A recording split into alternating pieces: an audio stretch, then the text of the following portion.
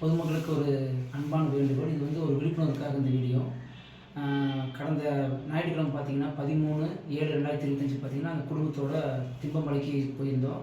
போகிற வழியில் பார்த்தீங்க அப்படின்னா 5வது கொண்டைமலை ஊசியில் பார்த்தீங்கன்னா அனுமன் மந்தி அப்படிங்கிற குரங்கை வந்து நாங்கள் பார்த்தோம். பார்த்தோன்னே வண்டியை நிறுத்திட்டு சரி ஏதாவது அதுக்கு சாப்பாடு போடலான்னு சொல்லிட்டு நாங்கள் கையில் வச்சுருந்த முறுக்கு வந்து அதுக்கு உணவாக கொடுத்துட்டோம். உணவாக கொடுத்தது மட்டும் இல்லாமல் அதை வந்து என்னுடைய இன்ஸ்டாகிராம் வலைதளத்தில் வந்து அந்த வீடியோவை போட்டு பதிவு பண்ணிட்டேன்.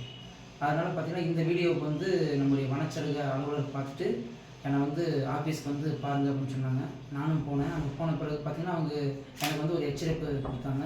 இந்த மாதிரி நீங்கள் வனவிலங்குகளுக்கு வந்து இந்த மாதிரி உணவு கொடுக்கக்கூடாது அப்படின்னு சொன்னாங்க.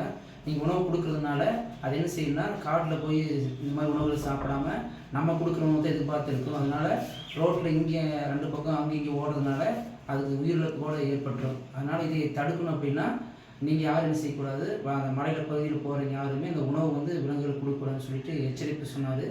எச்சரிப்பு சொல்லிட்டு பார்த்தீங்கன்னா அதுக்கு அபராத தொகையும் எனக்கு சொல்லிட்டாங்க. அபராத தொகையை நான் கட்டினேன்.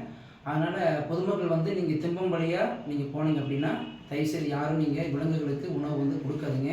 அப்படி நீங்கள் மீறி கொடுத்தீங்க அப்படின்னா அது வந்து உங்களுக்கு இதே மாதிரி ஒரு அபராதம் விதிக்கப்படும். அது வந்து நம்ம பண்ண சட்டத்தை நம்ம மீறுற மாதிரி ஆகிடும். அதனால் தயவுசெய்து யாரும் விலங்குகளுக்கு உணவுகள் தராதீங்க.